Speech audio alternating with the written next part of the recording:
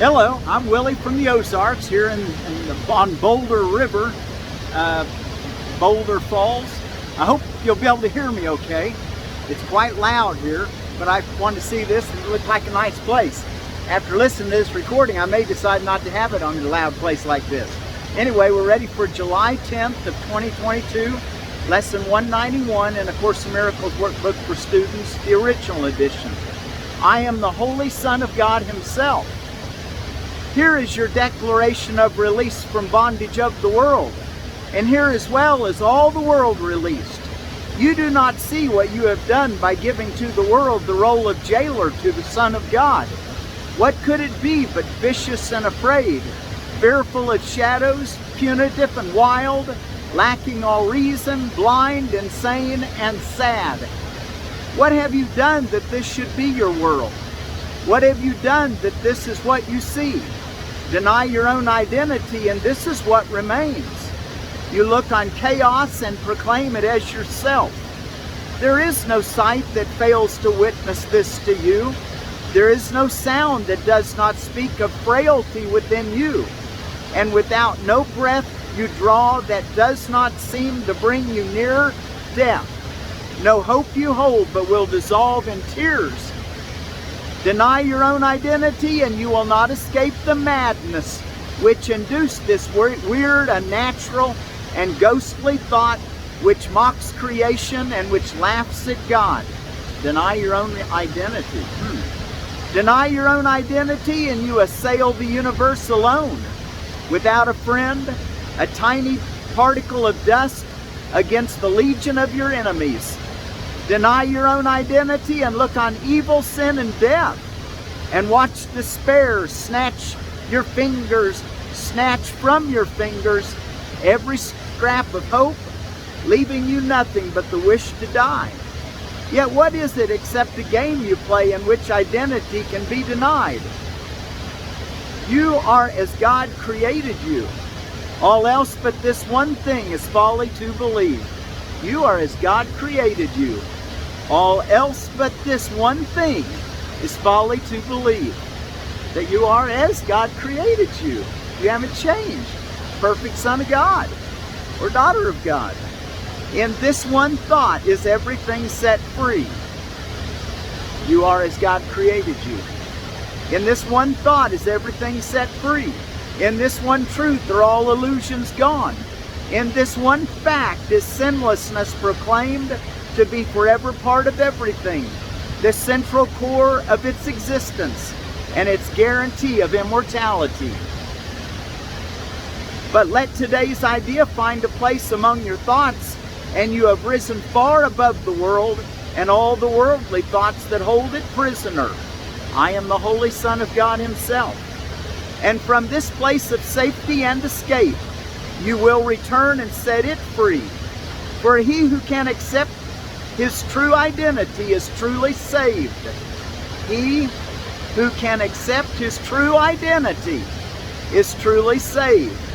And his salvation is the gift he gives to everyone in gratitude to him who pointed out the way to happiness that changed his whole perception of the world. Man, there's a lot in that sentence. Let's read it one more time. And his salvation is the gift he gives to everyone in gratitude to him who pointed out the way to happiness that changed his whole perception of the world. One holy thought like this, and you are free. I am the Holy Son of God Himself. One holy thought like this, and you are free. You are the Holy Son of God Himself. And with this holy thought, you learn as well that you have freed the world. You have no need to use it cruelly and then perceive the savage need in it. You set it free of your imprisonment. You will not see a devastating image of yourself walking the world in terror, with the world twisting in agony because your fears have laid the mark of death upon its heart. Be glad today how very easily is hell undone. You need but tell yourself, I am the Holy Son of God Himself.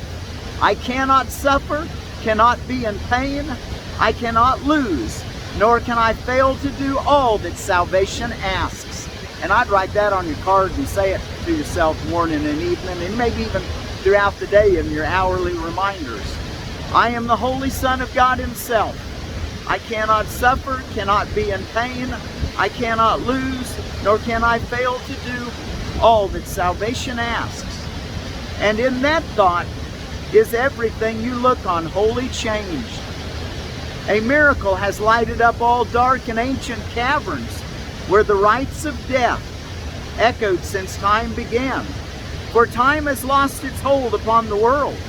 The Son of God has come in glory to redeem the lost, to save the helpless, and to give the world the gift of His forgiveness. Who could see the world as dark and sinful when God's Son has come again at last to set it free? Who could see the world as dark and sinful when God's Son has come again at last to set it free? He sets all creation free, doesn't He? You who perceive yourself as weak and frail, with futile hopes and devastated dreams, born but to die, to weep and suffer pain, hear this. All power is given you in earth and heaven. All power is given you in earth and heaven. There is nothing that you cannot do. You play the game of death, of being helpless, pitifully tied to disillusion in a world which shows no mercy to you. That's all things you play. Yet when you accord it mercy, will its mercy shine on you? Then let the Son of God awaken from His sleep, and opening His holy eyes, return again to bless the world He made. In error it began, but it will end in the reflection of His holiness. And we will sleep no more the dream of death. Then join me today. Your glory is the light that saves the world. Do not withhold salvation longer. Look about the world and see the suffering there. Is not your heart willing to bring your weary brothers rest? Doesn't your heart want to reach out and help all the suffering, weary brothers? They must await your own release.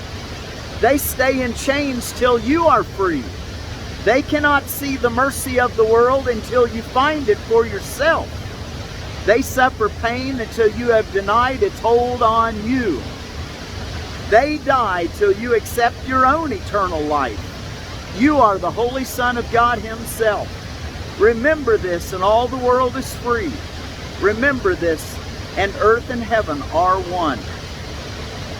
Okay, I am the Holy Son of God Himself. I cannot suffer, cannot be in pain. I cannot lose, nor can I fail to do all that salvation asks. Okay, let's go take a look in our text reading. We're ready for in chapter 22, Salvation and the Holy Relationship, section 2, the message of the holy relationship, and we'll start in paragraph 10. While you're turning there, out of the Seed Savers Exchange, I found a red ghost pepper, not ghost pepper, what is it called? A red habanero pepper. This out of the Seed Savers Exchange. These red habanero red. This Caribbean favorite, also known as Lucifer's Dream, is many times hotter than jalapenos. 3-foot tall plants produce enormous yields of small rippled peppers with a characteristic fruity flavor and aroma, 90 to 100 days from transplant. And I've got this little Yarrow I picked coming in. Here, I've got a little bit more of it here. I wanted to show you the Yarrow we're talking about this week. It goes into these blooms, and if you just kind of looked at it, has that Yarrow smell. Well, that smell, actually, I've heard that people, roll it up, and that the leaves, try to do it in flour too, and rub it on you for mosquito repellent. You can use it to wash your hands. It's got an antibacterial agent, and these are folklore. I don't know how well they work. I'd like to find some scientific documentation on it. But I've heard that the bacterial action is so strong that if you eat too much of it for too long, it can kill your bacteria in your gut. So you got to balance for it. You know, not that you can't have some of it. It's really good for you, is what I understand. But particularly good if you have some kind of you're trying to reduce the bacterial load. That's why it helps on a toothache to chew this leaf. I've been thinking maybe put it in water that keep it clean, or maybe even to sanitize it for like creek water. I don't know. I haven't done that yet. Anyway, we're looking for all kinds, but remember that it's a good cleanser. It's sterile as hand sanitizer, wound sanitizer. That's an old folk legend. What do you call them? Just folk sayings. All right, let's go on to, anyway, so that you can see it. I set it right here just so you'll be able to see it so you can get an idea what it looks like more. Okay, paragraph 10. Of all the messages you have received and failed to understand, this course alone is open to your understanding and can be understood. This is your language. Isn't that nice to know we're learning a new language? You do not understand it yet only because your whole communication is like a baby's. The sounds a baby makes and what he hears are highly unreliable, meaning different things to him at different times. Neither the sounds he hears nor sights he sees are stable yet. But what he hears and does not understand will be his native tongue, through which he will communicate with those around him and they with him. And the strange shifting ones he sees about him will become to him his comforters, and he will recognize his home and see them there with him. Paragraph 11. So in each holy relationship is the ability to communicate instead of separate reborn. Yet a holy relationship so recently reborn itself from an unholy relationship, and yet more ancient than the old illusion that it has replaced, is like a baby now in its rebirth. Let's listen to that again.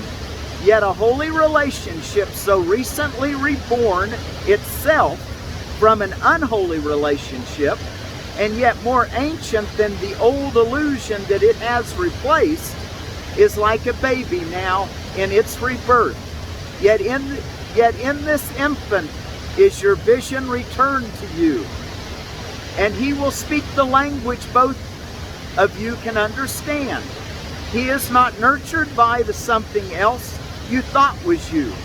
He was not given there, nor was received by anything except yourself. For no two people can unite except through Christ, whose vision sees them as one. 12. Think what is given you, my holy brothers. This child will teach you what you do not understand and make it plain.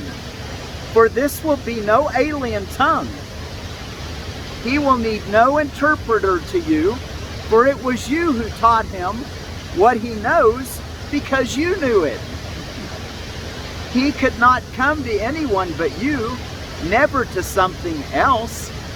Where Christ has entered, no one is alone, for nothing could he find at home. Let's read that again. Where Christ has entered, no one is alone, for never could he find a home in separate ones. Yet must he be reborn into his ancient home, so seeming new and yet as old as he, a tiny newcomer, dependent on the holiness of your relationship to let him live.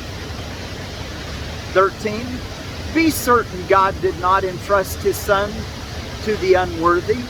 Nothing but what is part of him is worthy of being joined, nor is it possible that anything not part of him can join. Communication must have been restored to those that join, for this they could not do through bodies. What then has joined them? Reason will tell you that they must have seen each other through a vision not of the body, and communicated in a language the body does not speak, nor could it be a fearful sight or sound that drew them gently into one. Rather, in each the other saw a perfect shelter where his self could be reborn in safety and in peace. Such did his reason tell him. Such he believed, because it was the truth. We want to listen to reason. Be still and quiet, and just know that that reason will lead us, he's saying. Here is the first direct perception that you have made. Wow. Here is the first direct perception you have made. You made it through awareness older than perception, and yet reborn in just an instant. For what is time to what has always, for what is time to what was always so? Think what that instant brought. The recognition that something else, that's in quotes, you thought was you is an illusion. And truth came instantly to show you where yourself must be. It is denial of illusion that calls on truth. For to deny illusions is to recognize that fear is meaningless. Into the whole, what's he say here? It is denial of illusion that calls on truth. For to deny illusions is to recognize that fear is meaningless. Wow, deny illusion is to recognize that fear is meaningless. Into the holy home, where fear is powerless, love enters thankfully, grateful that it is one with you who joined to let it enter. And the last paragraph, Christ comes to what is like himself, the same, not different. For he is always drawn into himself. What is as like him as a holy relationship? And what draws you together draws him to you. Here are his sweetness and his gentle innocence, protected from attack. And here can he return in confidence, for faith in one another is always faith in him.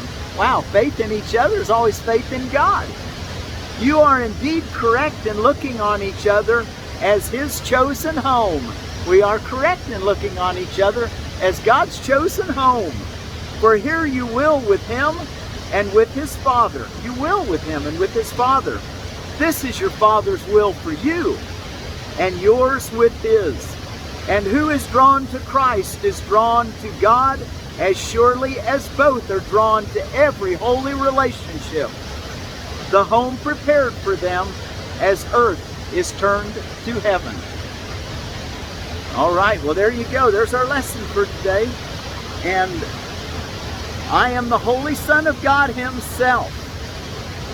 I cannot suffer, cannot be in pain. I cannot lose, nor can I fail to do all that salvation asks. I am the Holy Son of God himself. Thank you all so much for joining me today here at Boulder Falls, between Boulder, Colorado and Nederland along the Boulder River. Anyway, thank you so much. Be sure to go out and identify some yarrow. I'd encourage you to take a little of it and wash it off if you need to, but eat a little bit of the leaf and taste the bitterness. Let it do what it does to you. I've never been harmed by it. You don't want to eat too much of it probably, but a little bit I think is probably pretty good for everybody. Anyway, until tomorrow, I am the Holy Son of God himself. I cannot suffer, cannot be in pain, I cannot lose, nor can I fail to do all that salvation asks. Why? Because I am the Holy Son of God, and so are you.